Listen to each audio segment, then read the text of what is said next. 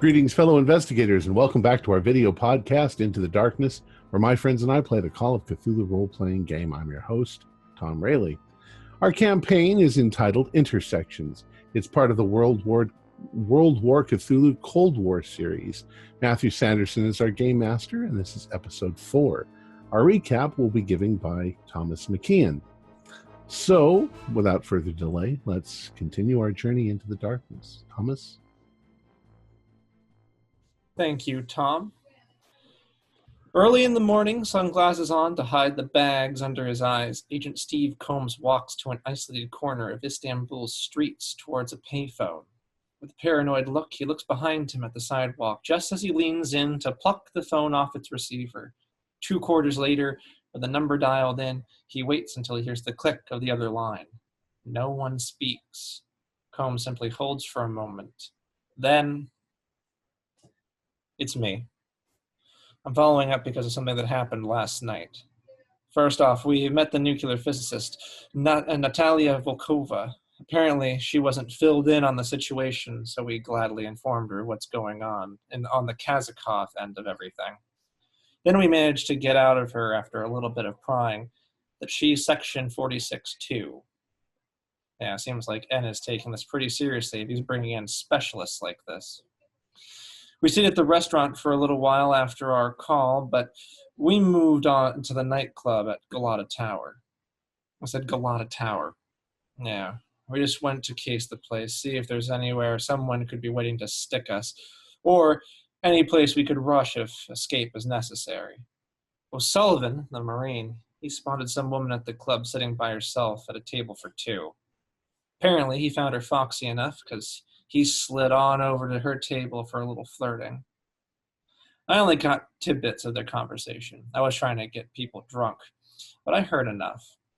Turns out she works for the English consulate. A little suspicious in my head.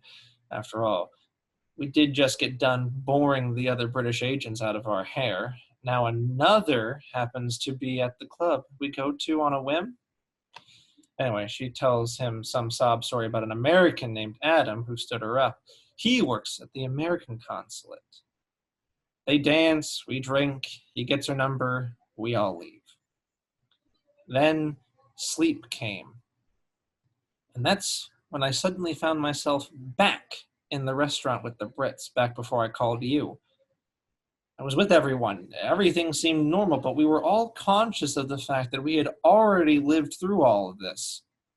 It was like some kind of collective acid trip. We tested the possibility of this being real, and that's when we spotted a woman in yellow that wasn't there when we were actually in the bar. That's right, I said yellow. I confronted her, asking what all this was, and that's when everyone in the room suddenly disappeared.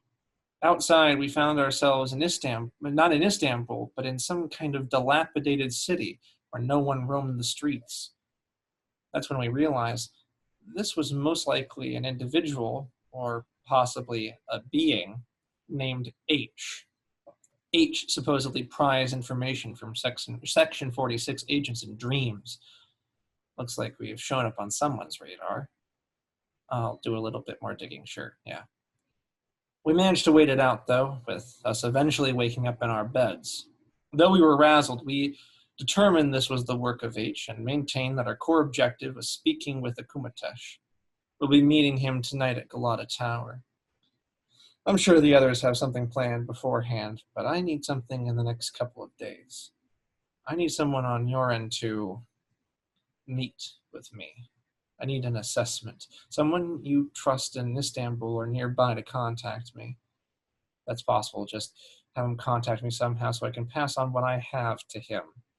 Anything you can provide would be most appreciated, but I understand if that's not possible. I'll keep you informed, though, on the CIA as well, and what's happening on that end.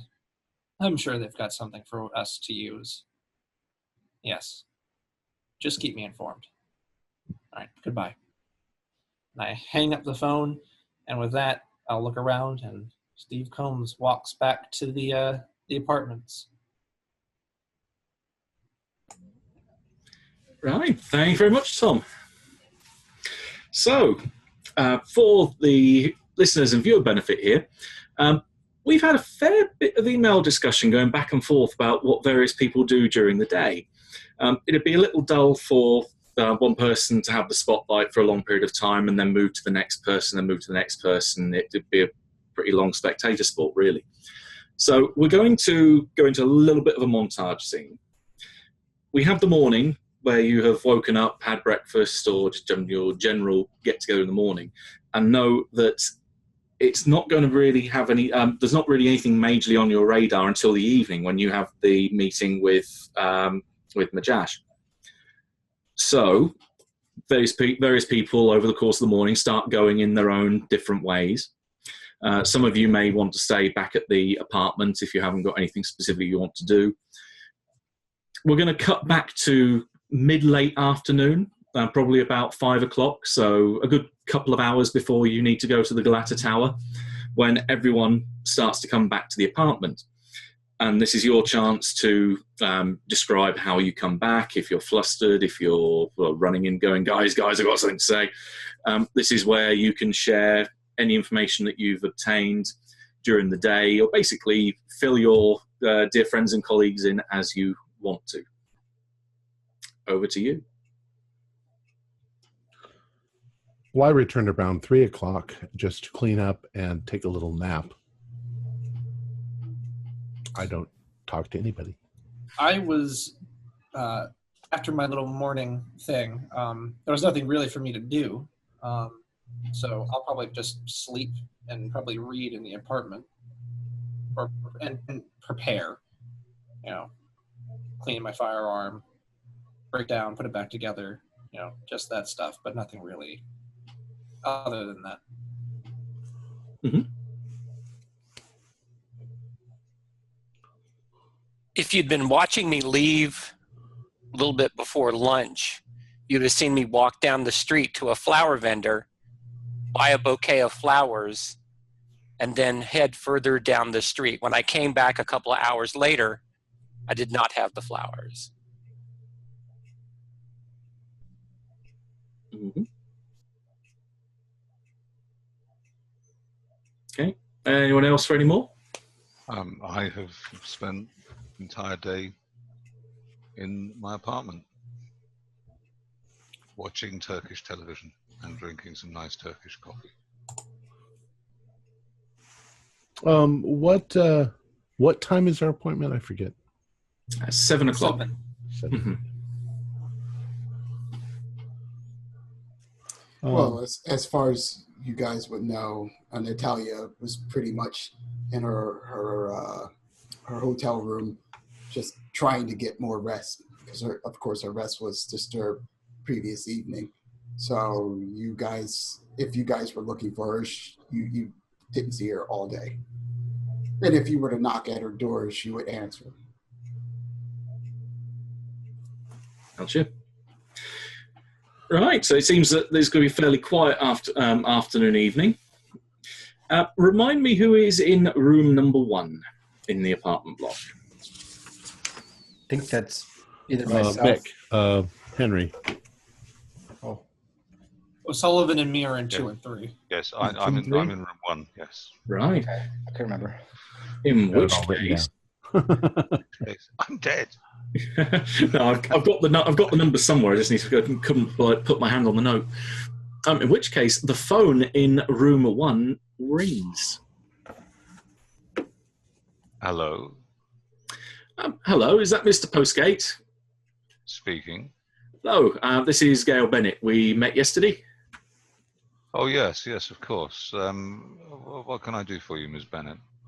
We have an envelope, or rather an invitation, that's been delivered to the consulate for your group. Rather than naming anyone individually, I'll just pick the first number I've got on my list here.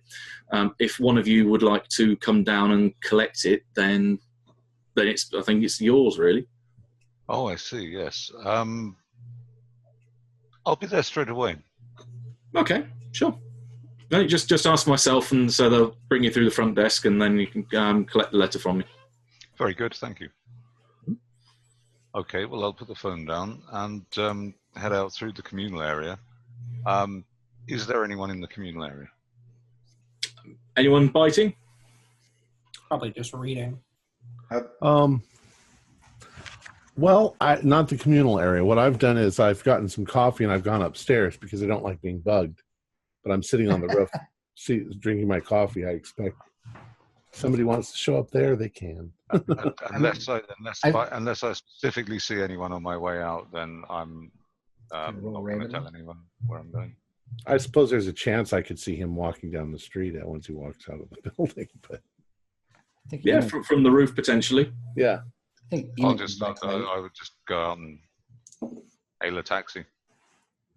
Okay. Yep. There's a fair chance you'll get one fairly quickly. So you hop in a taxi and head off. You'll just about have enough time to head up to the consulate and then get back down to the Glatter Tower in the 2 hours because it's a fair way north of town. Okay. Okay. So, in which case, if no one else is jumping in, you get to the consulate without any issues. Again, have a word on the front desk saying that you're here to see Bennett. You're seen through the metal detector and so on. And obviously, if you are carrying anything, then they will give you dispensation for that.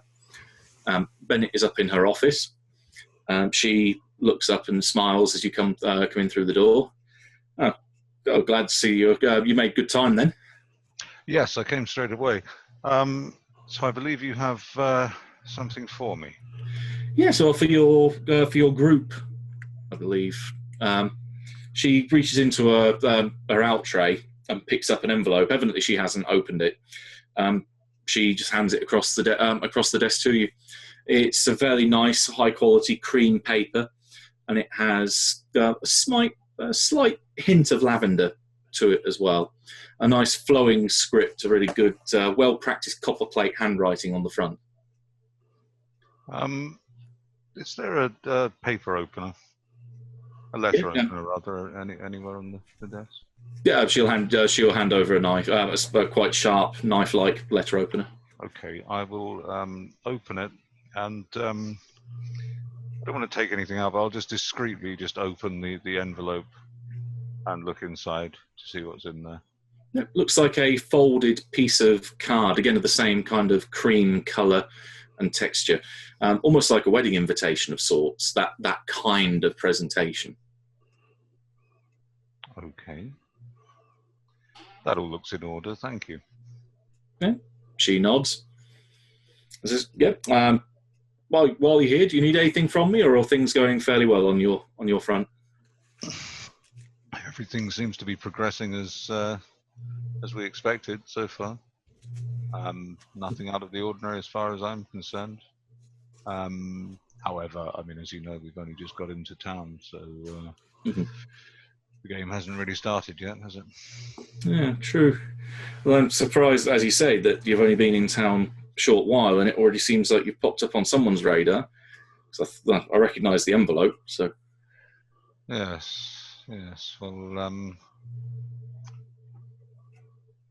let's hope it's nothing problematic. No, I don't think it is, no. By the way, we've been attracting quite a lot of attention from the British. Do you know what that's all about? I mean, is that just sort of standard local politics, or is there something up? Is something happening? She smiles and nods to herself. Yeah, the special relationship is very special around here, shall we say?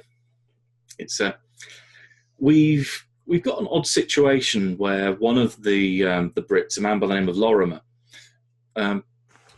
he's been kicked here by London, and he doesn't like the fact he's here. He's made a lot more friends outside of his own agency than he has inside it. So, for instance, he's quite pally with ourselves over here. So we do generally tend to get a lot of traffic feeding through him. We do work fairly close together. And how do our friends in London feel about his behaviour? They don't seem to realise that he has many friends at all. We're keeping that fairly discreet for him. Oh, that's good. Yeah, so overall, do you think this man Lorimer can be trusted? Oh, definitely. It's helpful to have someone on the inside. He's been able to feed us some quite useful information as and when the time's required it. He's by no means selling out his own people. It's just quite nice that we have someone who's able to and willing to work with us. I see. Well, that clarifies that. I was worried they were trying to root us out for something, or worse yet, set us up for something. No, if they've heard rumour that about what's kicking off with Kazakov is happening in town, and they've been keeping an eye on him, then they might be. Maybe they'd be interested in trying to bring him in as well. I mean, this is quite a big fish after all. So it's a bit of a contest out there to see who can sort of bag the largest pike. Well, I still remain largely sceptical. I'm worried this could be a dangle. Mm-hmm. So we'll have to see how things play out. I think it's something that should be played quite cautiously. Now, I hope you won't be insulted, but I'm afraid I'm going to have to race off. I've got a pressing dinner engagement to get to. No, by all means, Ed. Don't let me detain you. In fact, I've got a few things I need to attend to myself. So, very good. We'll check in with you in the next couple of days and give you a sit rep. Gotcha. Yeah, I'll look forward to hearing it. Okay, and with that, I'll leave and head out onto the street. I'd like to stop at the first payphone and phone the apartment. Yep, there's plenty around here. Who are you calling? I will call whoever's in room number 2, which is Eamon, I believe. Eamon. Oh, hey, it's me. Now, So- bearing in mind the phones are tapped, aren't they? So I think when he answers, it will sound semi-groggy. Like, oi? hello. It's Henry here. I've been out doing a little bit of shopping.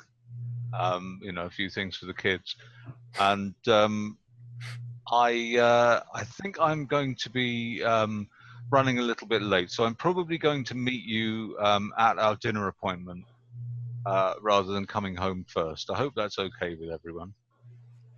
Right. I'm sure it's fine. I'll let him know. Yes, if you could, that'd be great. Thanks very much. Bye-bye. Wait. Love you. Bye. And he's already gone before I can even react. Like, okay. And the phone just goes down and he just falls back on the bed for a bit. So I suppose I'll get a cab and start heading to the Gallardo Tower. Gotcha. So that was like a 4-hour period that just passed. To about an hour there, an hour back. So at some point in here, having collected my thoughts, I'm going to go downstairs and knock on Eamon's door and Robert's door, and Thomas McKeon's door. I caught my name. I changed it right as you were speaking. And Steve Combs' door. Well, I'm out in the communal area. I'm reading. Oh, well, then I see you. Yeah. And Ian's door. I skipped Natalia because she's apparently not there. And Deep in sleep. She wouldn't understand anyway. And I probably knock on Henry's door, but he's not there. Would you all be interested in joining me for a cup of coffee on the roof? What time of the day is it right now? 5? 3. Yeah, I thought 4 or 5. Well, if I left at 5. Mm-hmm. Okay, so say maybe around. we get the phone call at 6. Maybe a little after 6. Well, we got to be there at 7, so I figure we're going to start getting ready. But Okay. I would have done it before that. So say right about 5, right about the time he left. I saw his car drive away, and then I came down to talk to you all. Oh, so the retroactive. Okay. Yeah. Alrighty. So do you all join me upstairs? Sure. Kind of sigh and close my book and tuck it under my arm. Because if it's a boring conversation, I'm going to read while you talk. So, gentlemen, had an interesting and productive day. Most of what I did is probably not, it would bore you. You might as well read your book. Opens book. But I did find some interesting things. Did you know that last year there was an archaeological dig that went on near the island of Canalita, out in the Sea of Marmara? There was a professor, Rosé Guéraud, a Frenchman, professor of archaeology at the University of Paris. There was a large yacht that had been owned by Sultan Abdul Hamid II that had sunk back in 1908. And of course, being a sultan's barge, it was rumored to have all kinds of treasure and stuff. So he went looking for it, and he finally found it. And the museum last year acquired all of this material, being part of the sultan's collection. And I went there and I looked it over because there were a few things that stuck in my mind about it. And sure enough, I found a number of objects that were very similar to the missing gold thing. Oh. Interesting. Now, how anybody could have known that you had that in your room, in your pocket, I don't know. This whole dream thing that we had, that was weird. I also got the manifest during the day of the passengers. I don't think it's that important, but the drunk man on the airplane, that was a Mr. Abdullah Beniji, and he has an apartment not too far from the Galata Bridge, overlooking the. I don't know if we need to visit him or not, but we'll see if something comes up in this investigation. See if he has some ties to the things that I was telling you about before. Well, he's the one that dropped it. He's the one that dropped it, yeah. And what his ties to it, right? Only that it looks like a similar object, and so it doesn't really tie to anything except the shipwreck. Maybe. That might not be a problem at all. The very fact that the water is involved raises a little red flag in my brain. But also did a little research on dreams. I'm sorry, can I interrupt? The pieces you saw, are they on display now? Yes. Okay. So they don't necessarily recognize what they have. Well, what they have is treasure from the shipwreck. But nobody has ID'd that treasure as being unusual anyway. It's the Yildiz Museum. You can go there and see for yourself. It's interesting. I also don't know, you never know. There's been some time pass, whether things have become confused and multiple things have been put together. It's a tenuous lead of any kind, if anything. I did some research on dreams and found out very interesting that that ever since the late 1600s, this area in particular has been very anti any kind of dream prophecies or research into astrology or anything like that. In fact, they destroyed the original the observatory of Taqi al-Din because the concept of using the stars to understand things, it was abhorrent to these people. So there's very little research I can find on dream mythology in any of the libraries other than prior, to the 1500s. Maybe they had bad occurrences with them. Back in the day. It's possible. It's very likely that it all started because a soothsayer read the stars. There was a I think it was 1580. There was a huge comet that flew over, and the astrologer predicted that it meant victory, in a battle. And of course, they weren't victorious in the battle, and he probably had his head chopped off. And since then, it was like, get rid of all the astrologers and all the, they didn't like that when their astrology went south. But anyways, very little other than that I did today. I just walked around and saw some stuff, and other than my own personal research, that's not important. But how'd y'all do today? Anything interesting? Well, I guess we're all being honest in this group, aren't we? Why not? We're working together. I might have had coffee with that Pamela. No, did you know? Yeah. Aside, she wants me to look into this Adam guy. I did look into him, and there's 3 Adams that work for the American consulate, and none of this man. So either something happened to him, or it's not his name, or something strange thereabouts. Sounds like he just said that he was part of the consulate because she said she was part of a consulate. Well, that's kind of what I was saying. Of course, I was being truthful in a way, but yeah. She wants to meet this guy and find him. So I decided to look into it, but I could find nothing as I researched it. Well, for those of you not native to this area, this is a city of spies. So don't trust anybody. Well, especially me. No. He takes a big inhale of this current cigarette, and he stamps it out. And he's like, I may have also caught the attention of a policeman, Turkish policeman. Well, you don't want to get thrown into Turkish jail, dude. Oh, hell no. That won't take me alive, that's for sure.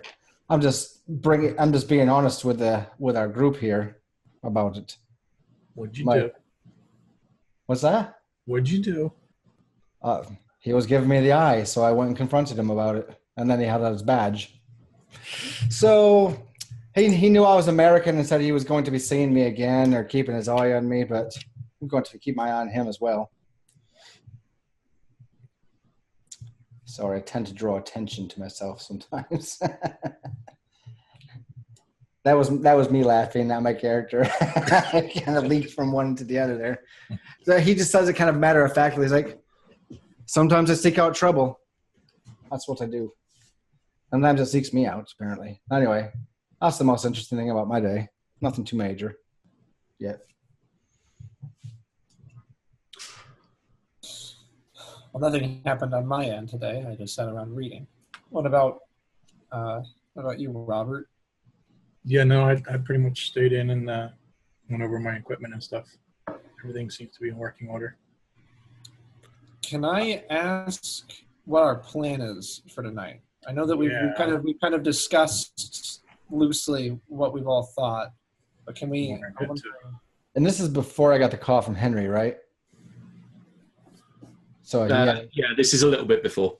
Okay, he didn't come yet. Okay. Well, I can assume that we've have the. I mean, we know what we're basically seeing Mr. Uktu to create a further meeting with the Russian fellow. Other than that, we have our directive from 46. To use him to find out if there's any cult activity going on. I'm not sure how we do that, but as far as I'm concerned, I think we need to go there. We need to isolate. Isolate Mr. Majash, and that way we won't be overheard as we're discussing this with him. So we're going in as a group. Oh, I don't think we all need to go. As I say,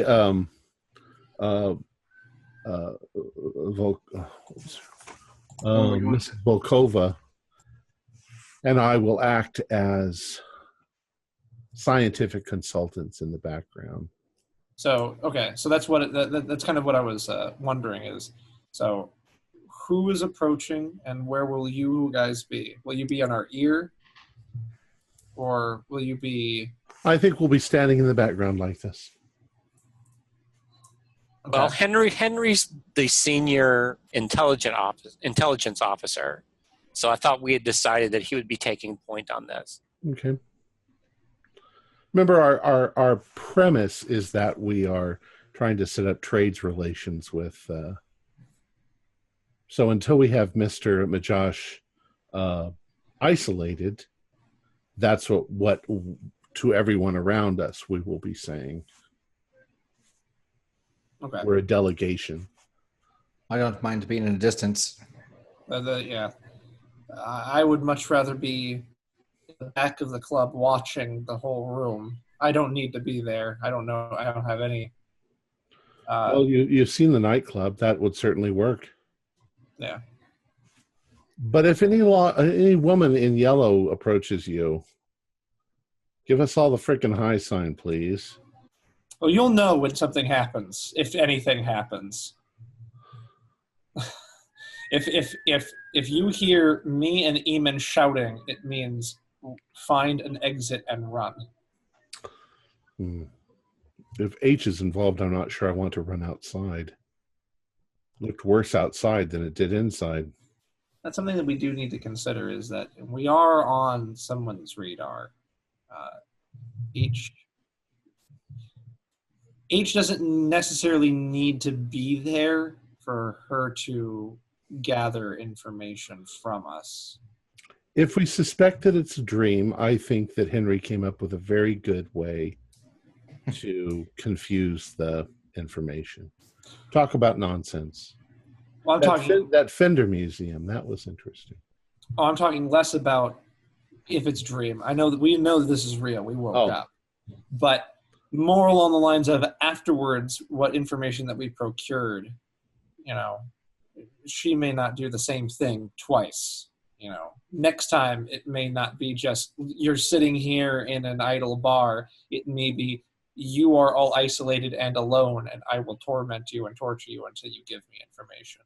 So we should be very careful about what information we gather and where we discuss it. Yeah. Because she may...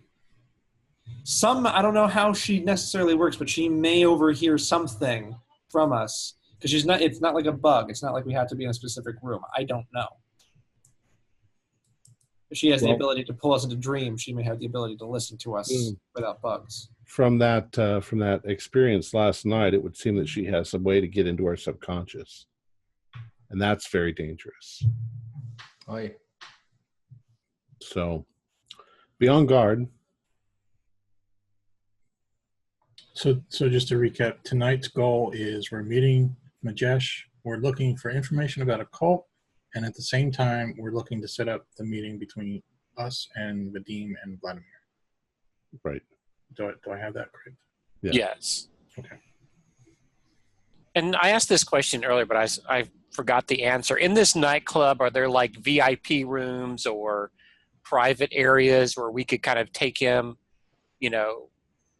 maybe it's me and LeBeau and Henry who kind of initiate the conversation and bring in the others as necessary, or I just want to make sure we can get him segregated so we're not screaming over, trying to make a deal, right? Yeah, as it's in one of the restaurants, there's not likely to be any loud music that you're having to contend with. There are plenty of private booths that go around the edge of the room where you can have them curtained off, or at least be enough in the shadows that no one's going to be able to see you or hear you. So yeah, discretion is definitely available. And go ahead, sir. I was going to say one quick question. Has Natalia noticed the private message I've sent her? Right, good. Just to make sure you got it. Did any of you, by chance, this outside the game, but did you see the picture I posted of the interior of Galata Tower? What was that?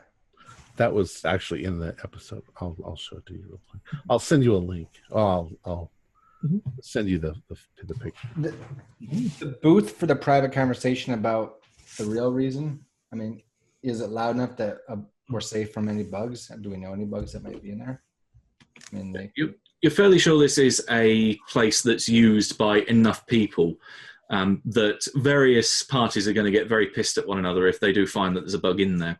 So it would kind of compromise the integrity of the place. So you're fairly sure that the only way someone is going to bug the place would be if they're physically there and overhear you saying something. And those boots are going to make that very difficult. All right. All right. Does anybody know? Has anybody talked to Natalia since she's been here? She's sleeping, as far as I know. I don't know what she's doing in her room. I was nursing a bloody hangover. I didn't invite her up here just because she wouldn't understand any of what I just told you. Not yet. Does anyone know? I'm only going by her last name. Is she Russian? Oh, yes. Say so. I've spent enough time here on the border to tell you that. At least that was her. That's her ancestry. I don't know if she's actually a. If she's CIA, I don't think she's Russian. I mean, not. She's not a Russian spy, at least. She may be like a contractor, you know, someone that, you know, from their side that we've contacted and brought on over to our side, you know, like we did with the Germans, Project Paperclip, when we beat them to a bloody pulp. Oh, she's a nuclear physicist. Do you think that they would lend us one of theirs? I'm not saying that they would lend. Like I said, in Project Paperclip, we beat the shit out of those Nazis and they came over here. I'm thinking maybe she came over to us and we've been extracting information from her.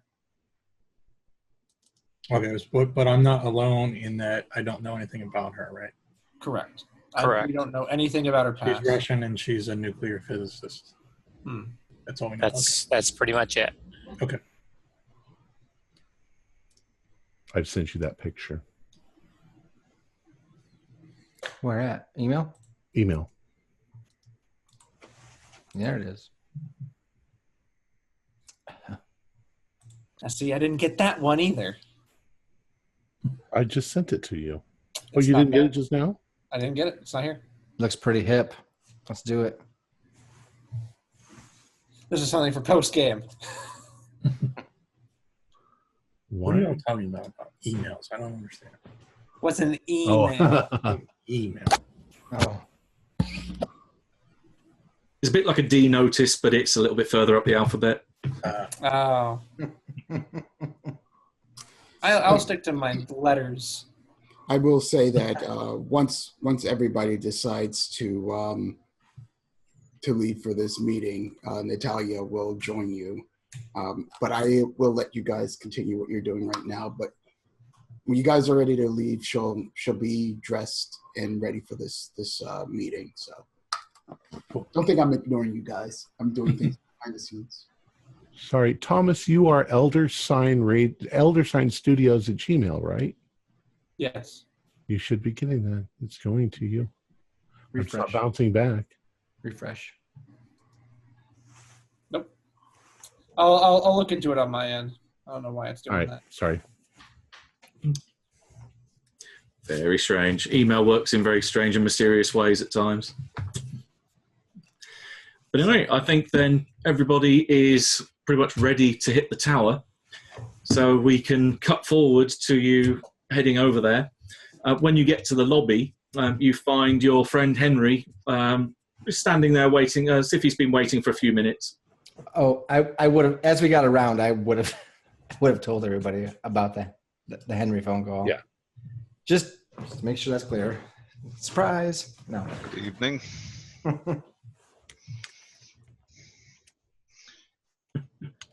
Complete So- with highlighter clipped in jacket pocket. So Steve, are you packing as well? Oh hell yeah, I'm packing. Okay. One in the shoe, one in the jacket. Okay. Do you not think that some of the other patrons in the restaurant might wonder why you're wearing a white lab coat? Mm-hmm. It's just It turns invisible when I go out on the town. Is it a white lab coat or is it actually a white tuxedo that was very popular in that time? Oh yes, yeah. You don't wear white Very at night, much. though, do you? You'd wear white Well, during a daytime event. And not after Labor Day. You'd wear white in the tropics, but or perhaps on a cruise. But you'd be, I imagine, quite worried about being mistaken for a steward. Captain Stubbings. With my bald head. All right. You look cool. Oh, I forgot to ask if Steve had sunglasses. There you go. So, gentlemen, My mouse decided to freeze them for a second rather than my internet connection, so I couldn't take it off mute.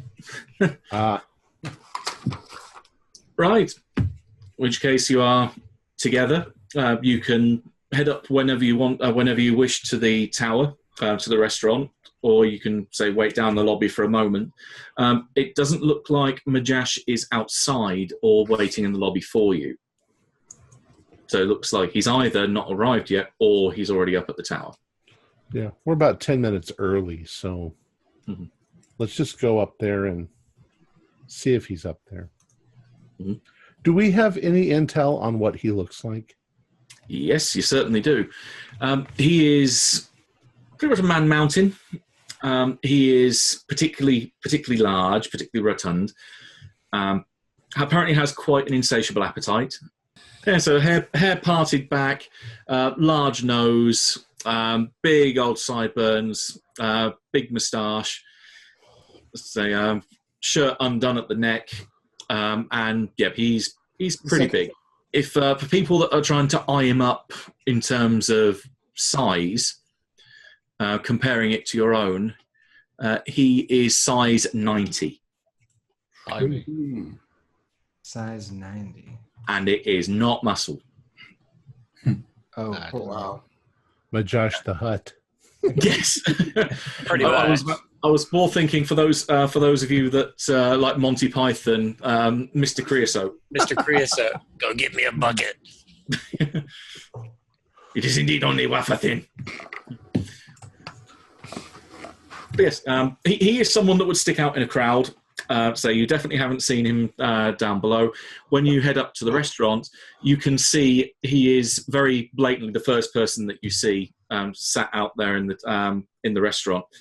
The largest table that they have, which has been put right at the back in the largest booth, he is sat closest to the wall, and then there are a series of 8 chairs set out around him.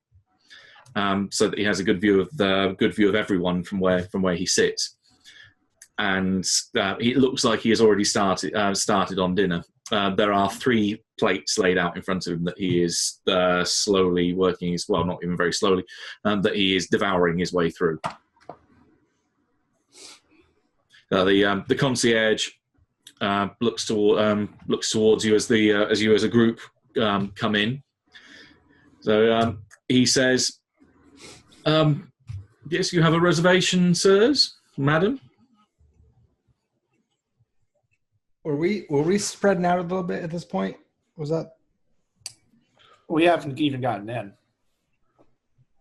My bad. I thought you'd gone in. Yeah. Well, Stephen, Eamon, your guys are not with the group, right? You're we've separated. All right, and Henry, you're the leader. Oh, okay. I'll take the lead. Good for you. We decided that when you weren't there. Take point. Yep. There you go.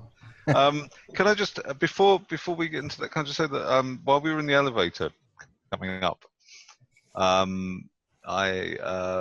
would have informed you that I've been at the consulate where I've just received an invitation for a little soiree tomorrow night in Bebek, which is at the invitation of Lola Stanton, who I believe to be a former CIA operative. Perhaps some of you are more familiar with her than I am. But Good place for fish. It's a nice neighborhood. It's very, very popular with the political class. But yes, back to the now. Soiree, is that like a swingers thing? Well, it's a bit more sophisticated, I think. So, What can be more sophisticated than a swingers party?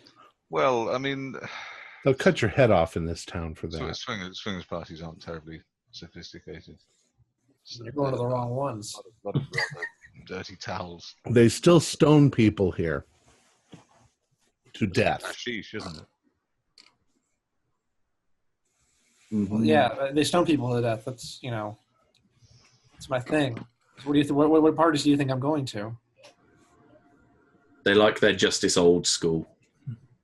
So do I.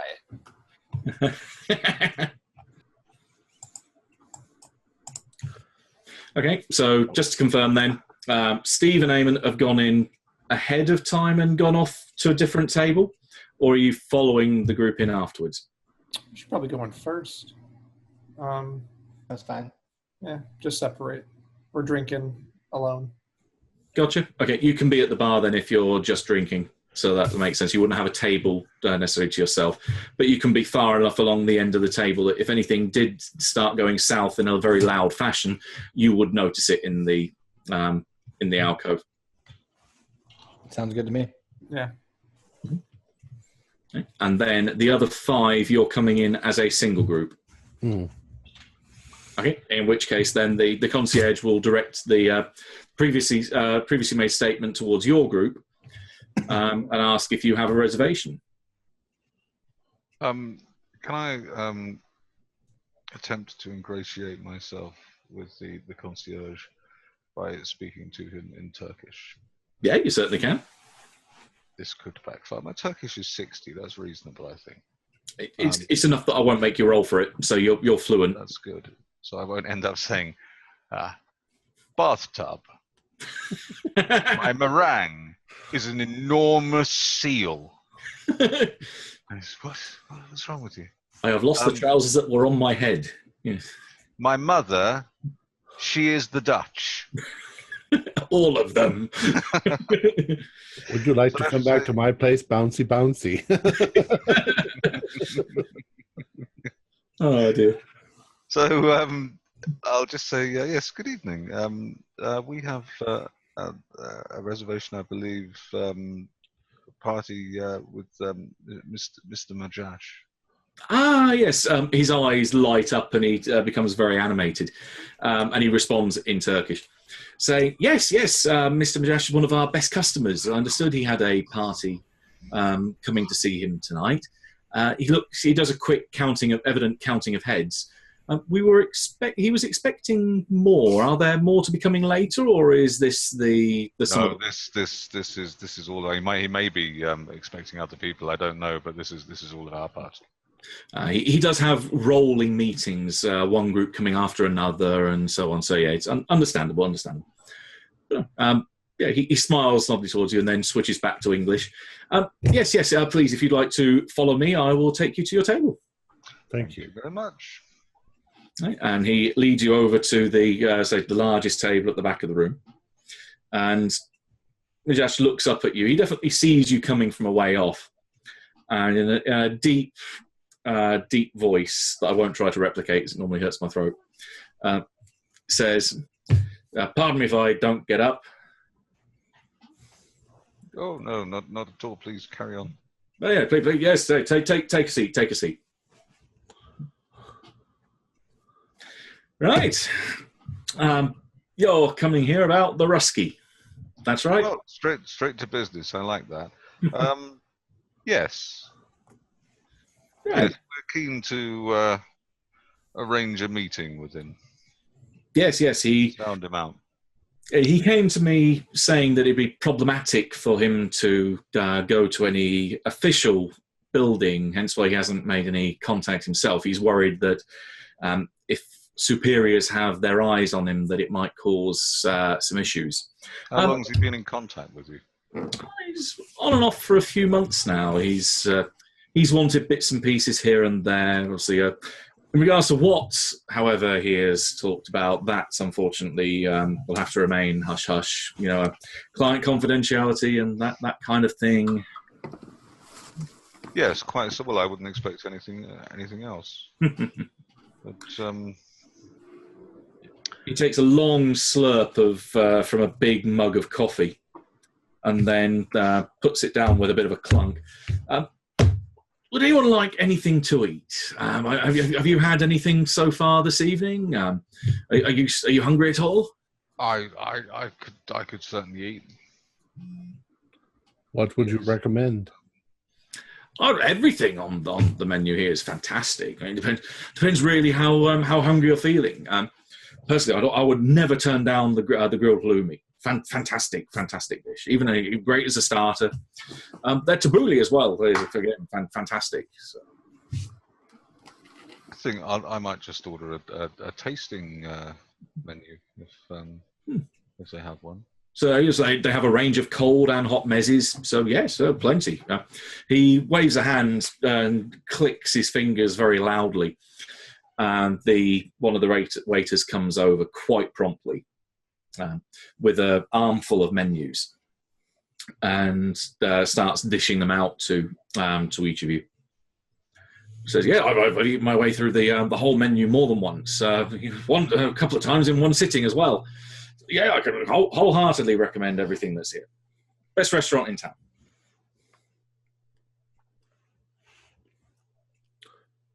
Cool. I'll have that and that and that. Yeah, all orders are placed. Is anyone not ordering anything? It would be impolite, so I think everybody will order something, even if it's just a coffee. Yeah. Okay. No? So in which case, orders are taken, and then the waiter quite quickly runs off to place the orders with the kitchen and the bar. So Majash again wraps his fingers on the desk in front of him. So tell me a little about yourself. He just looks round the table. Who are the kind of people I'm dealing with here? I always like to know, even if you aren't necessarily clients, should I say of myself, say you could more accurately say that the Rusky is my client in this case. But I always like to know who I'm talking to. So go on, open up. Tell me a little bit about yourself. Mr. Majash, you're dealing with an American trade delegation. Don't I always? Do you mind if I smoke? Oh, by all means. I shall light a cigarette. I'm terribly fond of Turkish cigarettes, I must say. Oh, he looks a bit surprised. They're normally an acquired taste, I hear. Oh, no. Well, they're very difficult. They're getting increasingly difficult to get in the West. Mm. The best we can manage in the States is Camels, but that's a Turkish and domestic blend. Mm. But they're hard to come by. Oh, that's a shame. I'll stock up before I go home, I think. Yes, I can recommend a few places. There's a very good tobacconist in the Grand Bazaar. So I'd recommend heading down there sometime if you get a chance. Yes. You know what I'm really after actually is some of the old traditional, the Turkish oval cigarettes. Ah.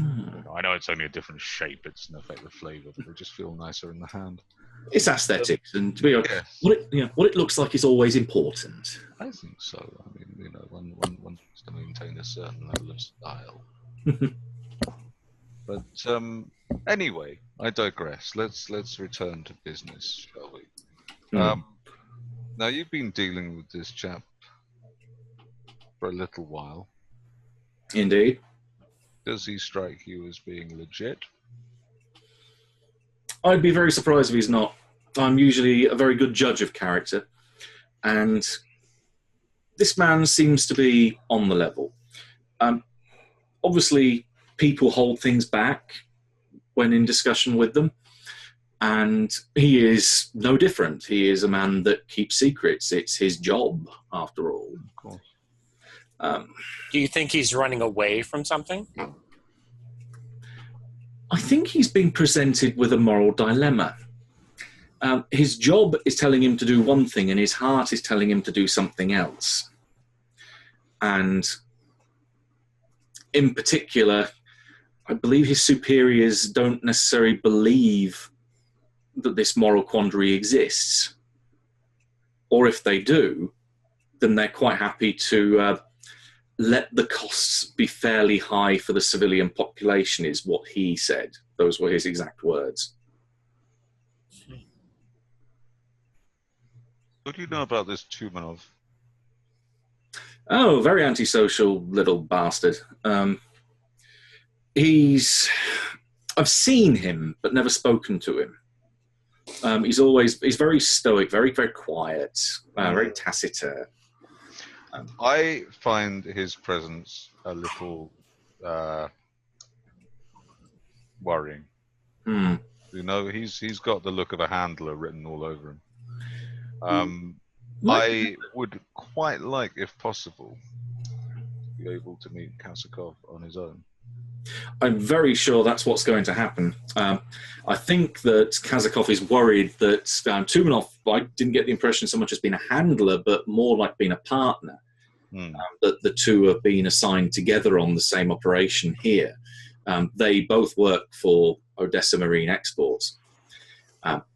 I think that Kasakov is worried that Tumanov may be the eyes that have been sent to look out for him, rather than be his handler. I think he takes his orders from someone higher up in Odessa. No, I think I would like to know more about Tumanov, but like I said, I've not had the chance to speak to him particularly well. Also, the guy looks like he doesn't really get enough to eat at all. He's a bit rakish in places. The guy needs bulking out. I thought it was just a poor quality photograph I'd been shown of him. So he's really like that. Yes, he is a bit sunken cheek and sunken eyes. Something about him. Well, you know what they say, you can't trust a man who doesn't like his food. Exactly that. He's on the coffee and cigarettes diet. Well, I've got all vodka and cigarettes from given where he's from. Right. See, a man gets gaunt like that, it's usually through worry. And if a man's worrying in this game, I don't trust him. I think if you're worrying, why are you in the game? Quite so. So you haven't. I mean, there's no line. You've been able to hit no line of intelligence on Tumanov. The only thing that I could potentially pin down. This is purely reading between the lines. You understand? This is only my own supposition, so I wouldn't treat it as gospel. Both of them were in the Navy.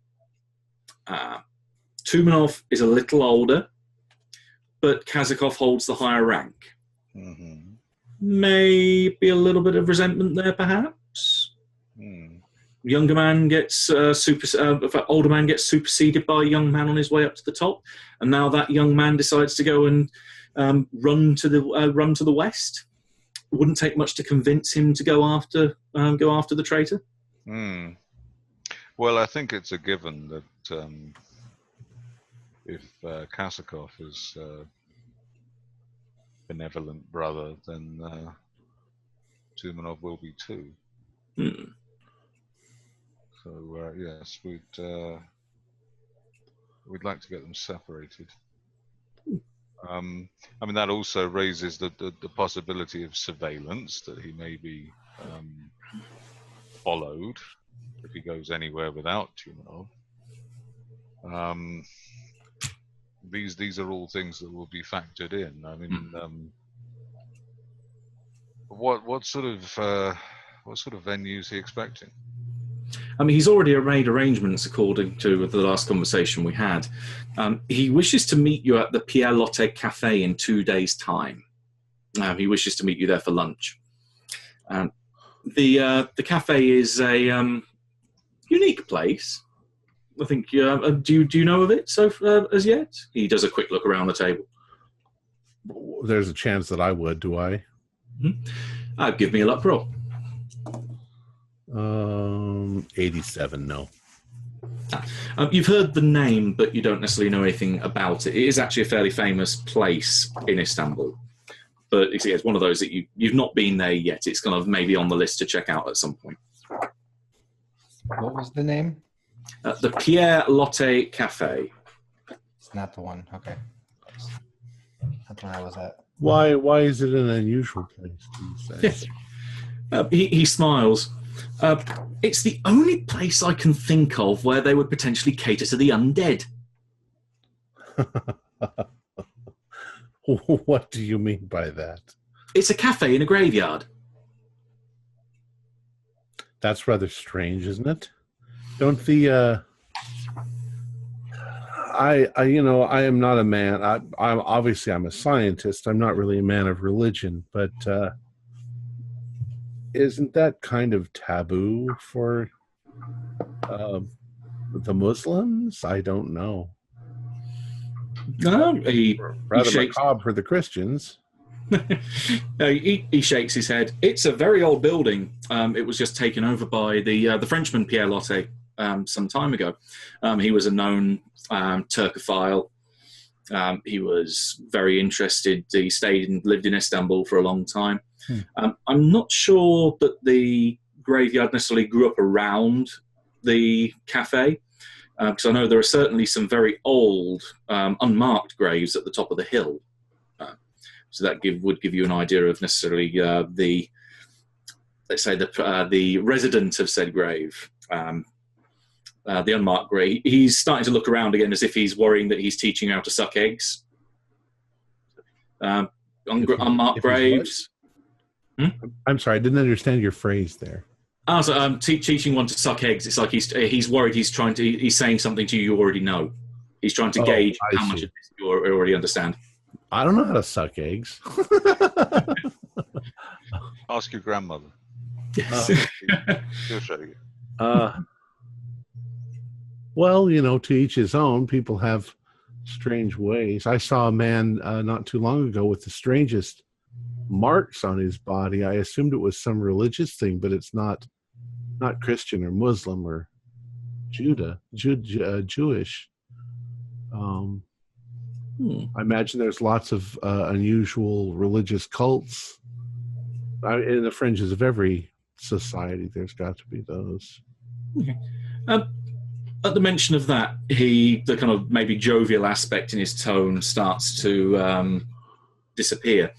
He says, yes, this is a city that very much attracts individuals who move in, let's say, more esoteric ways or esoteric circles.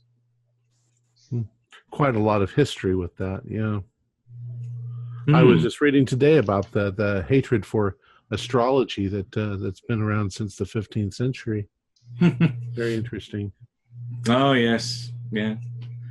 There's such a hatred that people are very keen to act very viscerally to those that don't share the same beliefs or the same ideology. And when one feels persecuted, from what I've read. when one feels persecuted, one might go underground, go into hiding, become dormant for a while. Well, cults are always hiding. Mm-hmm. He just looks Summerton in the eye and just nods very slowly. Yes, you could say that of several groups that have recently gone into hiding, yes. Different brotherhoods. Well, I know of one brotherhood. I'm not sure what the others call themselves, but yes. He does a quick look between you all. I didn't think this was very much on the CIA's agenda. It's more of a personal interest. Ghost stories, mostly. Well, speaking of ghost stories, I have a quite peculiar question for you. Any of these cults have an interest in the color yellow? He almost laughs to the point where there's actually small bits of food start coming out of his mouth and sort of rejoining his plate in a quite disgusting fashion. Now, what would you possibly know about that group? I was just curious. It seems that you find them amusing. What's so amusing about that group? I a member of a very yellow organisation came to myself not that long ago, asking for my help. And now, less than 48 hours later, someone else brings up the colour, maybe about them. I'm just wondering if they are heading in one direction and you are heading in a direction headlong to them. What do you know about this group? Can we just say that the CIA is always interested in maintaining peaceful relations with its neighbors, and information is what we live on. Yeah. Oh, I'm very sure this. Funny, he turns back to Somerton and says, "Interesting, as you just mentioned, brotherhoods. This brotherhood," he turns back to Volkova, have never been able to get a foothold in this city. And the last time that someone tried to turn up in town representing this group, they had their arse handed to them. And now he's come back with a personal vendetta, wanting to try and David to try and take on Goliath. So you're saying there's something of a power play. I would call it all-out war, personally. There is a conflict that has been bubbling under this city for a fair while, and in certain instances, it didn't become a cold war; it became a hot war. So, I mean, are we talking about two parties, or? I can think of 5 off the top of my head that have an interest in this area. As many as that? Well, I mean, you have to. Obviously, that would greatly upset the stability in the region. Mm-hmm. And under the. Well, please go ahead.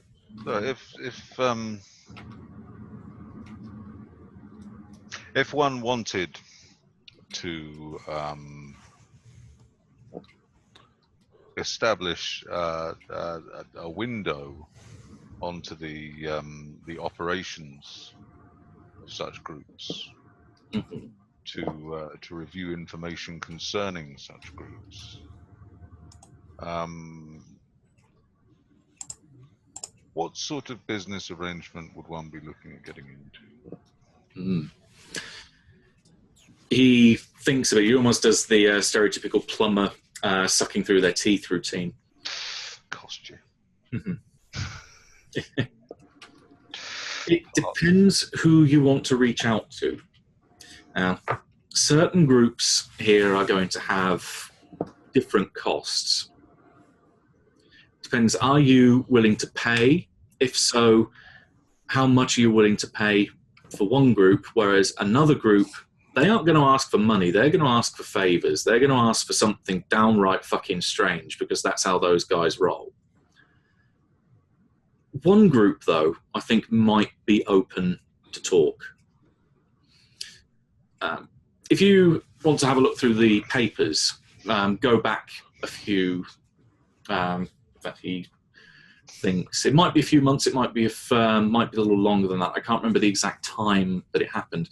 But the name you want to look for is Urshi Ilmaz.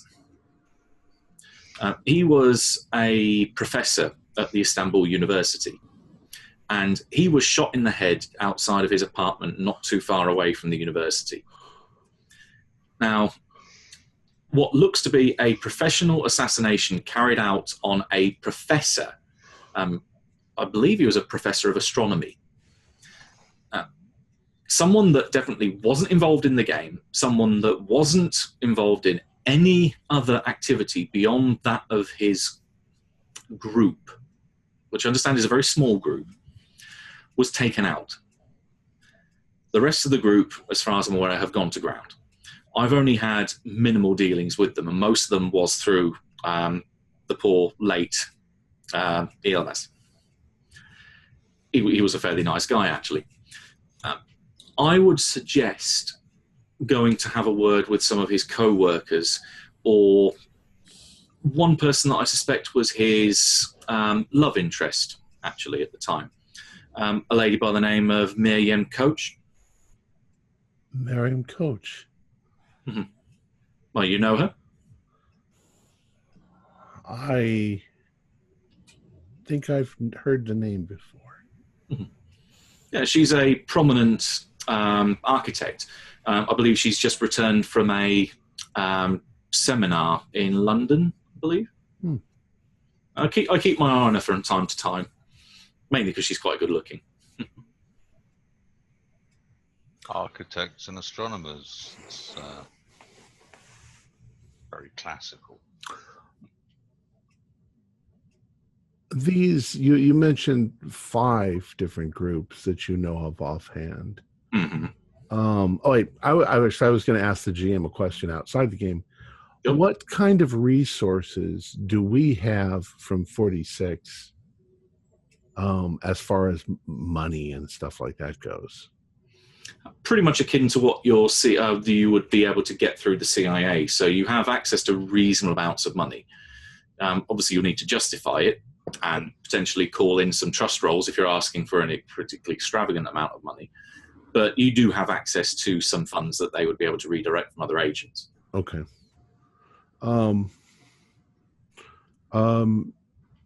The names of these groups, would you be willing to tell those to us, or? Well, it depends on whether you know them, really. I could say a name and it could mean something to you. It could mean nothing to you. Okay. Well, I'm interested in hearing them anyway. Well, he looks around again, mainly just to make sure that no one else is listening in. Have you heard of the Brothers of the Skin? Actually, yes.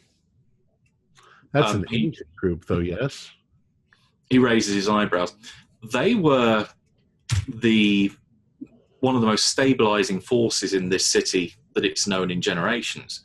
They controlled the entire area, and they controlled things much further afield. They had unrivaled power, and no one else would touch the city because they knew those guys were in control. And yet some jumped up group. I don't know who. I haven't found out who, because the problem is no one is alive left to tell me.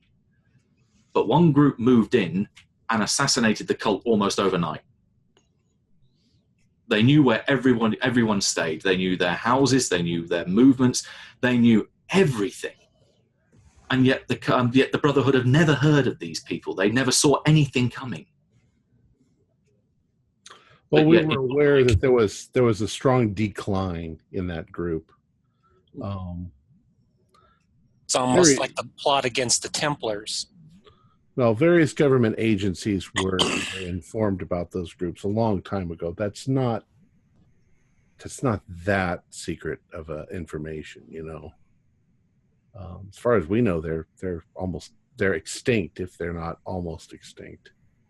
What other groups? Well, like I say, there is this other group still in town. Like I said, I can't say anything more about them because I don't know. No one's left alive to speak of. But I'd say that if there are any members of the Brotherhood of the Skin left in town, they have most certainly gone to ground. They will have tried to assume new identities. They would have taken legends, as you call them.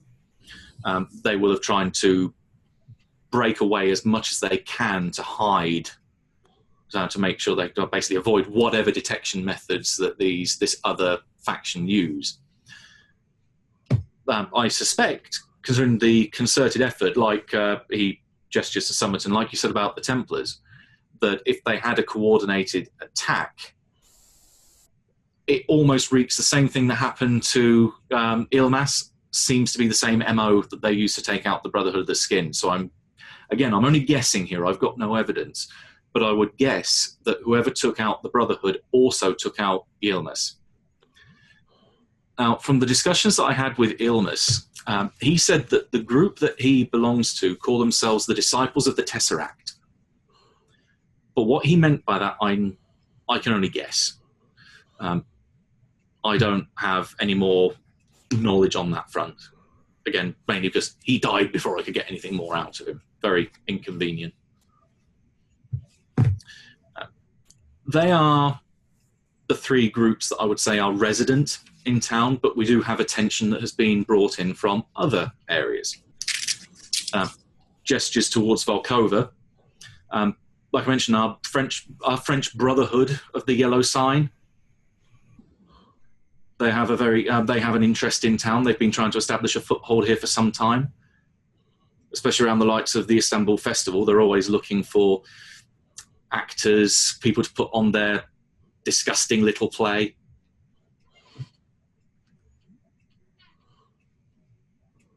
Disgusting little play. What do you mean? He kind of narrows his eyes. You haven't heard of Leroy Anjon? The King in Yellow? Well, that's Cthulhu mythos, and I have none. So, okay. It's just literature. I have a cult, so I don't know if that will fall under a cult as well. But yeah, if you've got a cult or history, you can attempt either of those. You may have heard of it. Okay. Oh, okay. I make it. 30 out of 55. There you go. Yeah, you are aware of the play because it has one hell of a reputation. Okay. Published in 1895, condemned by the church and state alike upon its release. Apparently, drove the readers and witnesses to the play mad whenever they saw it. But I would assume that was just more or less like a rumor. Like Sure. It's a myth, like that movie. The one. Well, that movie doesn't exist now. You talking about? Well, I'm talking about the movie Le Fin Absolu du Monde. It supposedly drove people crazy, but it's just myth. Yes. The absolute end of the world where an angel was apparently bled on film. Yes. I thought you were talking about London After Midnight. Yeah, I thought you were talking about Ringo. Killers. But yeah, he. I feel like I connected with you, Matthew, for just a moment.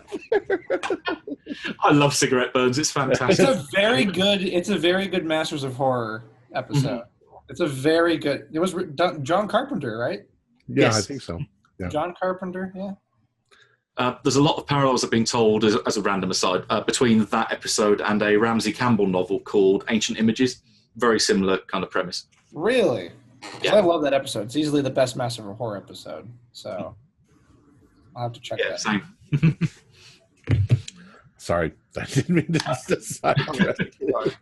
No worries. No, that made me happy. He says to Volkova, their disgusting little play, The King in Yellow, that they've been trying to find, let's say, new performance venues for their art. Would our organization know whether or not the rumors are true, or is it just, for our sakes, it's just a rumor? Well, there are whispers, I mean, even amongst 46, that there is an organisation behind the cult of the Yellow Sign, that it's not just artists that pick up the book and go crazy and want to try and inflict it upon everyone else around them, that there is a concerted effort going on behind the scenes, quite literally in this case, behind the curtain, to try and bring this revelation of truth to the wider masses. Okay, so it's sort of a hypnotic, hallucinogenic type of phenomena that we were looking into. That's the best you can put it down to, yeah. Okay. Or it's just a play that they put on and nothing happens. Mm-hmm. Yeah, I mean, we haven't experienced it, but... Oh, okay. God, no. Okay. And another group which have, let's say, a little bit closer to home, but not local, not resident in Istanbul, the Black Brotherhood. I've had some contact with themselves that they are eager to find out what happened to the Brotherhood of the Brotherhood of the Skin. This is. They're more of a terrorist subversive group, aren't they? They blow things up and they're just terrorists. They like to see the chaos crawl across the map. Yeah, they're just fucking terrorists. Sorry for my French. It's not French at all, but yeah, he just grins and slurps on his coffee. You can see that we have a minor interest in this, the outside fringes of society, just because ultimately we try to keep the peace. Mm-hmm. Oh, you've certainly got a lot of work to do here then if you're looking to keep the peace in this city. Because it's only a matter of time before one party puts their foot out of line and someone else is going to drop on them like a proverbial ton of bricks. You know, I do private research at a lab. Did you ever run across there was a name? So I recall there was a huge fishing company. The name was Jonathan Bach, I believe. He died 1953 or so, but his family was quite powerful in the region. I don't know if they still exist or not. You can see he's evidently processing. There are definitely cogs going around in there. It's somewhere in the Kumka area. To be honest, it's not an area that I get to that often. That was just a thought. Like this sounds something that might be, given our discussion, this might be something that interests me. I will have a look. If I find anything, then I will get back to you. I think there was also another name associated with it, a last name Beniji. Abdullah Beniji. Oh, yeah, he looks up at you with his eyes go wide, almost like a kid in a candy shop. Yes, I'm familiar with that piece of human excrement. What brings him to your radar? Well, I think your explanation, your description is pretty cool. He bumped into us on an airplane. He was quite foul-mouthed and drunk at the time, and I hope you washed very thoroughly afterwards. I very much disapprove of people who work in the sex trade. I think they are repugnant people. Is he an actual sex worker or is he a pimp? He's a pimp. Ah. Well, that makes a lot of sense. Mm-hmm. Yeah, he just nods. You've run out of Baba Ganoush. Oh. Should I get the waiter to get some more? Yeah, sure. He kind of waves his hand again, and the waiter comes running. Skip to the bar for a couple of seconds. All right. Are Steve and Eamon doing anything, or quite happy to sit back at this point? I'm fine just sitting back, and the minute someone comes in looking like they're approaching to or wanting to stir something up, I'll just kind of reach into my jacket pocket. But otherwise, no. I mean, my intention is just kind of sit there and strain my ear to pick up their conversation. Otherwise, I'm fine. I don't know. And are we sitting together or are we separate? That's up to you. What do you think, Steve? I mean, we can sit where we're like next to each other. We're not really looks like we're having a conversation, but we're not really. Or we can be a couple bar stools down. Either way, we can be in a position so we can kind of like both be looking at different directions, just to make sure we got the whole room covered. I like that idea. I like that idea a lot. So we're a few down, just so we can kind of we can see each other and see the room. Yeah, no problem. I like that idea. But yeah, I'm not in a yank to do anything. It's just keeping the peace, so to speak. Yeah. Gotcha. Okay. In which case, I won't call it a spot hidden roll because it's she's been fairly blatant and obvious. Through the door, or he's coming round the bar, you see someone that I'm fairly sure both of you would recognise. If you cast your minds back to the restaurants at the Para Palace Hotel, there was the man and the woman sat at the bar. The woman got up and left, and then the French guy came over to have a word with you. The same woman, in the same sort of black figure-hugging dress, walks round the bar, making a beeline towards where the two of you are sat. I'll simply eye her. I'll just kind of like follow her with my eyes.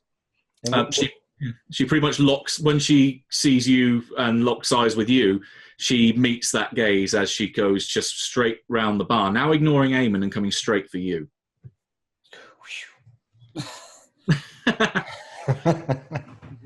Yeah, as she approaches, I'll just kind of, gesture with my eyes and head towards the seat next to me, and turn forward, kind of holding my hand up for another drink. No problem. In which case, she sits down next, or not even so much sits down next to you, but almost glides round behind you, so that she is. But you are between her and Eamon, and at that point reaches out to give you the most passionate embrace and kiss that you could possibly imagine from a stranger straight off the bat. Ooh, ooh. And I am going to quickly send you a message. That is fine. I die. I hope you didn't get poisoned by the lipstick. Yeah, the lipstick. Well, I mean, if it was on her lips, I'd worry about her getting poisoned too. Because there's tongue. Well, yeah. And then I whisper, "Hey, baby, bring back stones to the apartment. I like my justice. Medieval." She smiles. She pulls back. She pulls back from you, and says, "I'm very much interested in justice too." I didn't actually say that, but that's fine. Oh, sorry, I thought you did. No, I did not actually say that. I said nothing. I'm just shocked. But, yes, in which case, if you don't actually say anything, no. What happens is she lingers in this moment, really hugging you as close and tight as she can, and at that point pulls back and with this very confident smile just says, "I'm sorry, I thought you were someone else. Have a good evening." And I kind of snap. I'll give her a slight smile and nod and say it's quite all right. Kind of putting my hands into my pockets as I turn back around. Hope the Nothing bartender's missing here with the drink. No, nothing missing. But I reach my hands into my pockets, and as soon as she's off and I'm facing the bar, I remove the note, and I'm going to open it up and just see what it says. Very quickly, I'm just going to glance at it and then put it back. And is it possible to do like a psychology during this interaction? Yes, I think you can. Give me a psychology roll. That would be a 13 out of 50, which is a hard success. Gotcha. She is a bit difficult to read.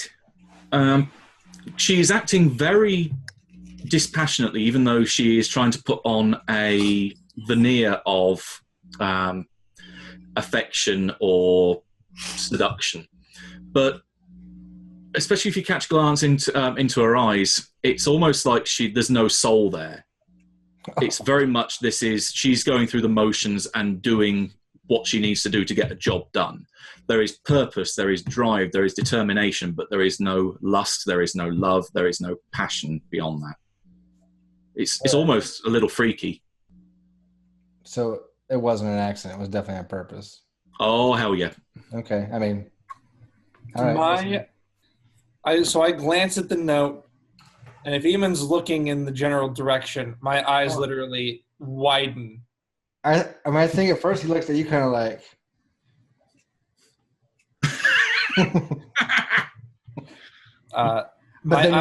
then your eyes widen, right? Is that my eyes literally they almost pop out of my head, and I fold the note back up and I put it back in my pocket.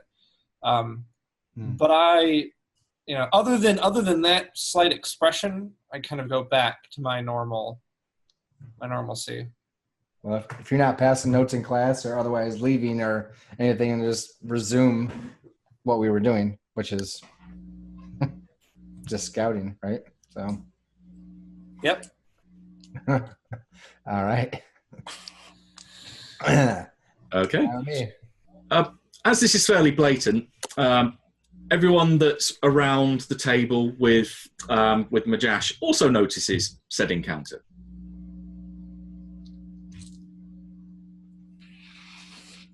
But Majash doesn't seem to comment upon it. Maybe he hasn't seen from his position. I don't think we should either, to be honest. Those Because total strangers. then it gives away those two, right? It makes a connection. Mm-hmm. I mean, But we notice it. I mean, we file it away, but we're not going to bring it to his attention. Right. Yeah, very true. Okay. In which case, Majash is looking between you. Well, that is, as I see it, the Cold War of the occult underground that is currently bubbling away in this city. You have a lot of work cut out for you if you think you're taking on the role of peacekeeper in this town. Mr. Majash, is there an easy way to get a hold of you to set up further meetings in the future, exchanges of information and money? Yes, you can definitely get in contact with me if you're looking to look into such matters. I'm here most evenings, maybe at worst every other night. Otherwise, if you have a word with the concierge, then they can get me a line. But let's say I offer you a freebie. Let's say how do they put it? The first one's free. If you can find who took out the Brothers of the Skin, I would be very interested to know that, because I can see that being information being very useful to certain parties. So, yeah, if you afford me that, if you find anything that comes to you about that matter, then please let me know, and I'll make it worth your while. Of course. Can I clarify something with you, Mr. Majish? Yes, of course. When the cult was taken out, like you said, what was the time period of that? Was that something recent? I'm a little bit confused. That he would have more of a time scale. Let me double check my notes. I'm trying not to put together what I know versus what's happening. Right. Yeah. What we know outside the game. Or if he's talking about the same thing. Yeah.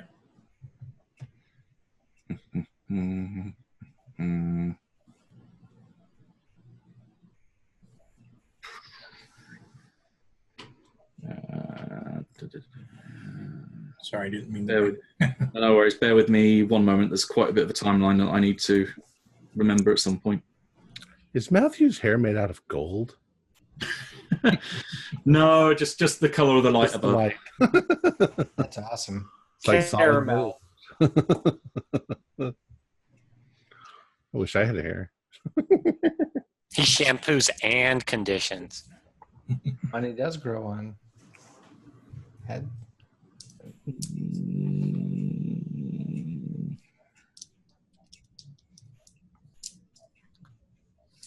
Aha. A year ago. A year ago. Oh. That's pretty recent, yeah. And everyone, as far as we can tell, apart from maybe one, if they were lucky, individual that got out alive, we believe all of the cult were taken out in one night. As again, he looks back to Somerton, again, very Templar in that execution. Now, is that a rumor, or is that known that perhaps one individual may have escaped? No, that's well, I assume one, because there was a number of people that I was in contact with that were members of the Brotherhood. All of them were killed on the same night. All of them were executed in the same fashion. except then obviously all the bodies were found. It's a matter that you could probably, if you wanted to go to the local police, you could find it. But one of my contacts, there was no evidence found. It was as if he just vanished off the face of the earth. And how many people are we talking about? I think from the discussions I'd had, there were 10 members of the Brotherhood left in town at the time. So substantially diminished from its heyday. Oh yes, unfortunately the organisation went into decline in the around the mid to late 20s and 30s. There was an unfortunate incident that pretty much caused the organisation to implode. And as a result, its power and influence fractured like a pane of split glass. The little fragments that were left came back to Constantinople as it was then and tried to regroup. They held Istanbul fairly well for a long period of time. They were a stabilizing force, but very much a shadow of their former selves. Maybe one day they hoped that they would earn the favor of their patron deity. Bunch of fanatic nut jobs. He breathes in through his nose and with, again, wide eyes and just nods looking in your direction. Some, unfortunately, sour the pond for the others. Can I also ask you another question about Vadim? Yes. I'm assuming he approached you. Is that correct? Yes, he did. Fairly recently as well. I pretty much went to the American consulate just a day or so after he contacted me. He said there was a matter of timing here, that this was a fairly urgent matter that he wanted to offer to the West in exchange for his safety. Yeah, that gets to my next question. Is I was wondering, did you get a sense of what was his attitude? What did he seem afraid? Did he seem like this was something he was fearful for, or is this more, just a matter of business and he's, you know what I mean? I'm just trying to, if you could tell me his mindset. Sure. Again, this is only my interpretation, so yeah. I can only give it you through my lens of how I've seen events. I would say that he was a man that was angry on one level, worried on another, but also, I hesitate to say the word duty, but I would say, again, it comes back to this is a moral issue. Morally bound that he knows he has to do the right thing. But circumstances made him angry to bring him to this point, and it's now his morals that are dictating his actions. So troubled is a good... He was conflicted almost. That is a good word to sum up all those ones that I've just used, yes. Did he seem to wear those feelings on his sleeve, or did he seem like a cool cucumber who knows what he's doing and he's playing the game? The latter. Okay. All right. Thank you. Not that I'm much a fan of cucumber. I do try to pick it out of all the salad that I have, although I don't have much salad at all. Tabbouleh, right? Mint and parsley. I don't tend to put cucumber in there at all. Actually, another question I might ask you. What can we expect from the KGB in this area? They don't have a permanent presence as far as I can tell. They have plenty of assets. They have lots of eyes and ears everywhere, but no direct presence. So they have a lot of information networks here. Their main person here hasn't been here for a good few years. Must be easily 5-10 years ago now, maybe even more than that. No, maybe. Again, you can see those cogs turning. No, maybe even a couple of decades. It was pretty much a town that was run by one man. The KGB presence was down to a single individual. From what I can tell, he was actually a bit of a legend in his own way. But he met a rather unfortunate end. Ilya Petrov, that was his name. A very adept, very, I'd say ruthless, there's a good word for him, ruthless spy master. That he built a network of contacts that spread across the town and provided the KGB with a vast amount of information, more so than, unfortunately, yourselves, the Americans, and your cousins across the pond, the Brits, or even anyone in the West had been able to come near building. And then someone, well, we assume someone, I believe the official report said it was an accidental gas explosion at his apartment, killed him. He was basically blown apart in his own apartment by a faulty gas main.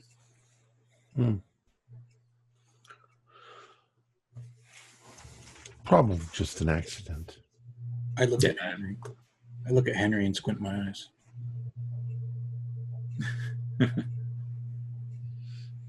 Yeah, these gas mains do tend to be very faulty in such places.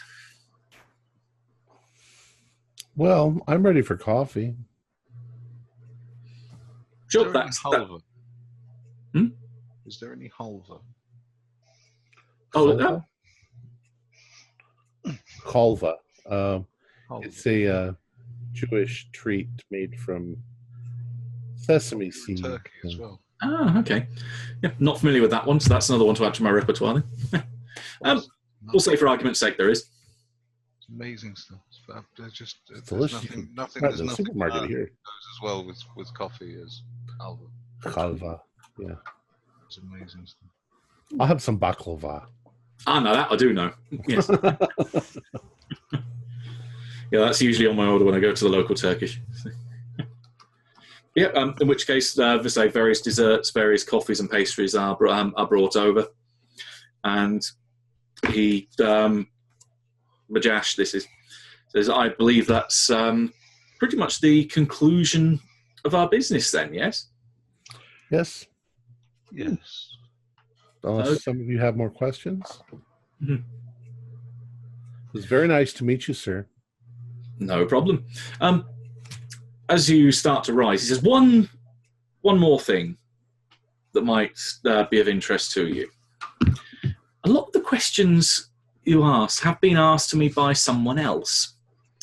I think that you and they might well be happy maybe not joining forces, but it might be that you are interested in doing a little bit of information exchange between the two of you in case she's learnt anything more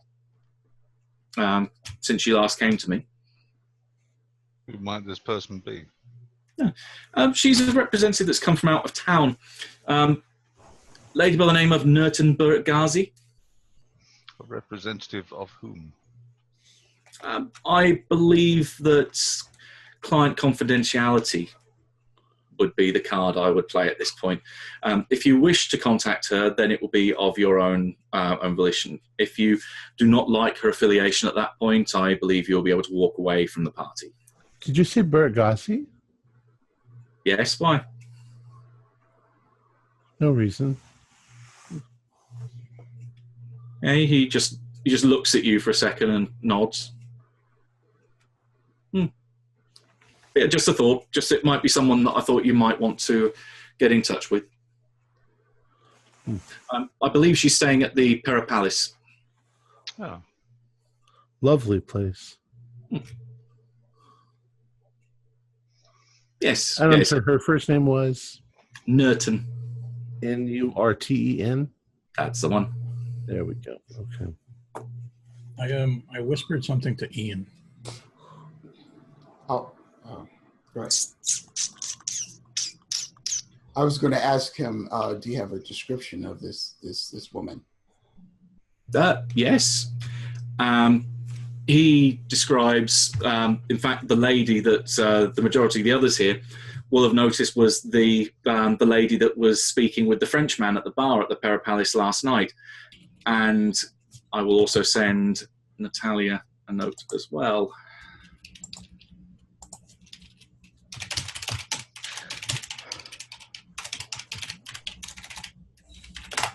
There we go. So then, with regard to Kasikov, we are to meet him at the Pierre Loti Cafe. yes, the Pierre Loti Cafe. What time For lunch. for lunch? Indeed. Around midday, 2 days from now. Otherwise, I suggest you, you have plenty, it seems to be, looking into on other levels, shall we say, in town, that your time won't be necessarily wasted. Although, if things do go quiet, we have plenty to sightsee here. Yes, you have a beautiful city. But please, don't let me detain you. But as they say, the night is young, and I'm sure I could go for another round of desserts. Yes. Well, Don't worry about paying. The bill is on me. This is all taken care of. I shall lean across the table and shake his hand. Okay. They are clammy. They are sweaty. They are greasy. I imagine they would be. Yeah. I have some wet wipes in my pocket. A fact you are eternally grateful for. Yes, I'd never travel without them, especially in hot countries. Well, hopefully this will be the beginning of a very profitable relationship for both of us. He nods and almost does his best Humphrey Bogart impression there. Yes, indeed, the beginning of a beautiful friendship. We will always have dinner. Here's looking at you, kid. No, don't do that. I think there'd be too much on a first date.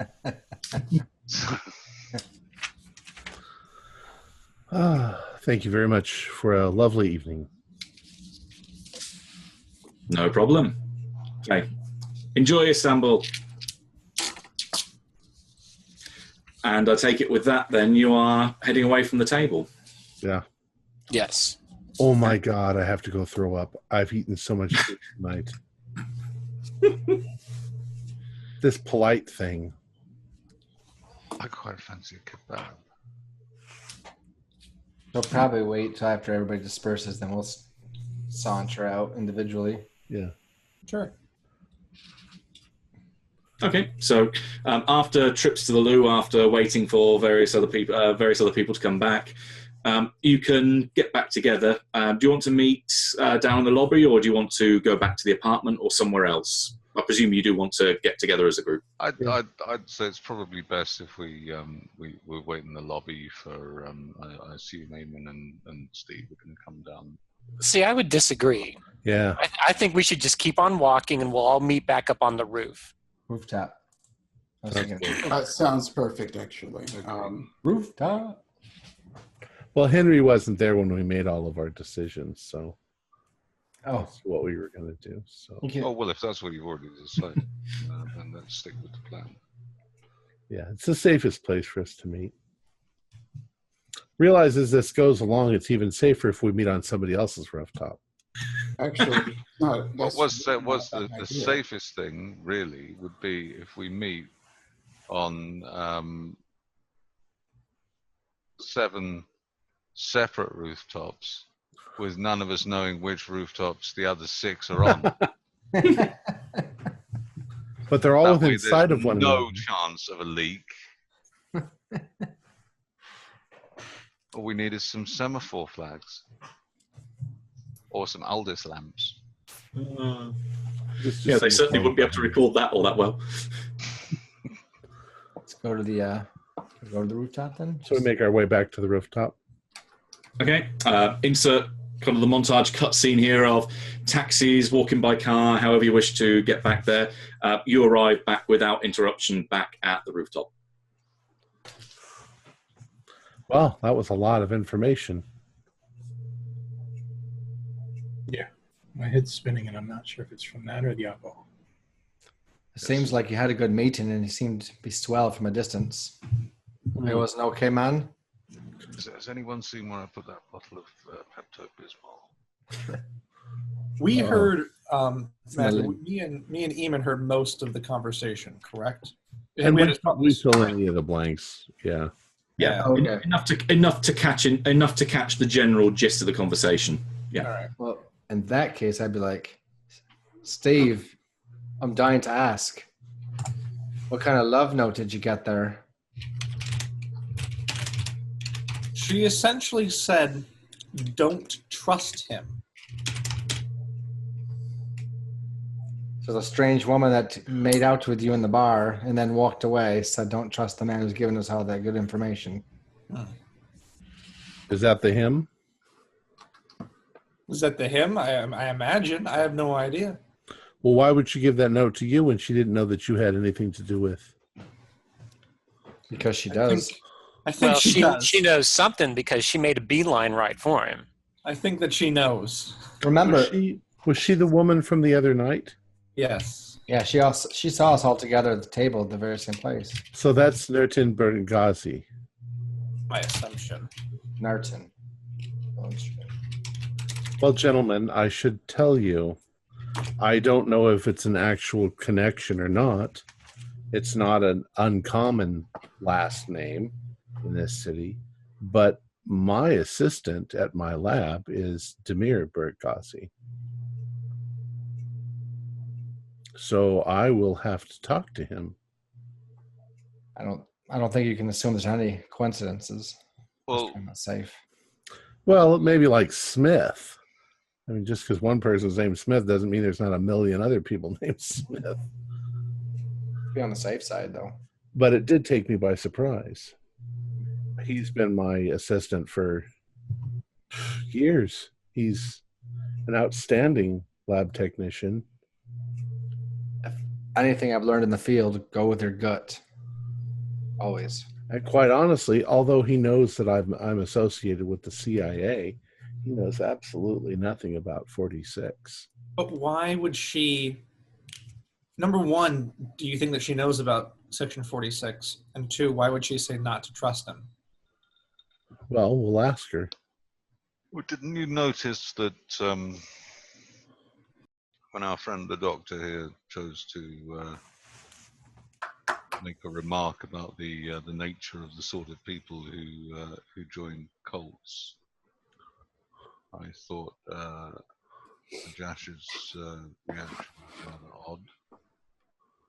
What was it? He just Well- sort of snorted through his nose, breathed through his nose as though he was perhaps trying to control his temper a little. Well spotted. In situations like this, who knows? He could be the cult leader. But I find it very unlikely that a yeah, man not very mobile. that standing and an information dealer, a man that well connected in a city like this, didn't even know the names of these cults. It's well, would we have trusted him from the beginning anyway? He's an information dealer. He gives information and takes information and sells information. Well, he's the very best wild card. Right. I think I asked that question to our superiors, and I think I could be mistaken, but I think they basically said that this is his business, his livelihood. So if he's not trustworthy, then that's a big problem for him as far as establishing.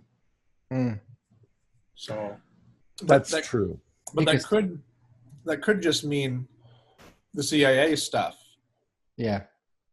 the Section Yes. 46 stuff. We don't know if he has a gun pointed to his head either. I like the CIA stuff, like, yeah, on top, information dealer, but occult, important guy. And yet 46 Well, I mean, suggested this. It's not in our interests to go jumping into bed with every Tom, Dick, or Utku. Well, with him, there's no room. Maybe he's the Brotherhood, that escapee. Maybe he's the one guy that got away. Well, and I don't think we should trust her either. It could just be a red herring. It's spy versus spy. Yeah. How did she That's even... Mad Magazine. Why would he tell us about her if they were at odds with?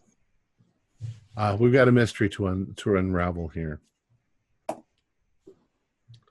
I only brought it up in passing because I was hoping that it would lead into a conversation where he didn't guess that we were actually interested in cults, but we're just interested in stories. So he didn't know, as that game, he didn't know who took out the Brotherhood, right? And the Brotherhood doesn't know who took out the Brotherhood. Apparently nobody knows at this point. But he's an information broker. Mm-hmm. The main line that he used is that pretty much everyone who would have known is dead. Right. The problem is that this group took out everyone that they've interacted with, so there is literally no one who knows. Well, And the 46 wanted us to information know. about who did it is something that Majash would be interested in as a commodity, he says. Mm-hmm. Maybe it's him, maybe it's me. It just seems like maybe he's the guy. Maybe he's the Brotherhood. 46 also wants us to find out what happened to the Brotherhood. So Yep. If 46 doesn't know a piece of information like that, then probably nobody does. We'll have to figure it out for ourselves. You know, I bet there's someone who does know. I bet H knows. I could always ask her next time we meet her. I mean, it might be a price, but I'm just saying, I bet she knows. I think we should avoid interacting with H entirely. The last time you interacted her, she trapped us in an alternate dream dimension. My hand still hurts, and I didn't actually get a wound. It wasn't our fault. I mean, it was kind of against our will. Well, we can speculate all night. I think that we should go to bed, and then tomorrow we figure out what we're going to do. If we go talk to this woman, or if we follow up on any of the other leads that we had for tonight. Sounds good. And I need to talk to Demir. Yes. Okay, so that sounds like everyone is heading to bed. I think so. Okay. Right. Sleep time, ladies and gents. Could I please have a PAL roll from everyone again? Yay. Wow. 23 out of 70. Boom. Pass. Hard success. Okay, so we've got a couple of hards so far. I got a 3. I just Ooh. barely passed. Ding, ding, ding, Wayne. Nice. That is what I want to hear. As long as one of you gets an extreme, that's what I need. Oh boy. Thank you, Wayne. So, I failed by 2, if that matters. Got to be a good thing, right? Right? It is a good thing. Get more information this way. you all start drifting off into peaceful oblivion as you fall into a nice, restful sleep. First of all, it's Eamon that realizes that there is that you are sleeping, seems to be waking up. In fact, you are lying on your bed, on your own bed. It looks like the room around you, except that leaning over you, looking directly into your eyes, about maybe a foot or so above you, is this female face staring through this yellow veil with this tattered yellow clothes extending down to the floor. And say to Eamon, and she smiles and says, "All you had to do was ask. Go to the tower and your answers will be there." She pulls back. You catch the impression of these bulges underneath the clothes that imply something that's either mutated or twisted in some fashion. But the thing that then everyone hears as they all snap, well, at least what you think is awake in your beds, is this almighty roar above the building and the flap of tremendous, huge wings that cast a shadow through the windows of the building and then fly overhead. And that is where we'll leave it for tonight. Yeah. Did we all have this dream? Oh, yes. Okay. As long as one of you gets an extreme success, everyone gets it. So we're all awake now, basically. Awake. Awake. What was the password? Bananas. What was it? Bottlenose dolphin. Dolphin. All right.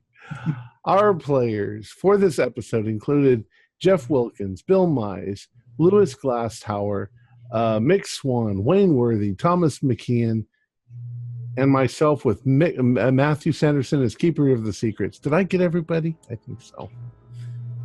We're currently producing 4 shows a week with music and sound effects added in post-production in order to create a richer listener experience. We provide audio-only versions of our show free for you to download from Podbean or iTunes. I guess one of our patrons really enjoyed our first episode of Reign of Terror last night. Mark Green upped his donation from $10 to $15 a month. Thanks, Mark. Thanks, Mark. Hey, congrats. Thank you very much. If you'd like to become a patron, visit our Patreon account. Just $1 or $2 a month helps a lot. Like, share, and subscribe to our channel for updates on our latest shows, and leave us some comments. We love rereading them. This is Tom Rayleigh, together with all the members of our gaming club, inviting you to journey with us once again into the darkness for another adventure into the universe of H.P. Lovecraft and the Call of Cthulhu role-playing game. Until next time, good luck, good gaming.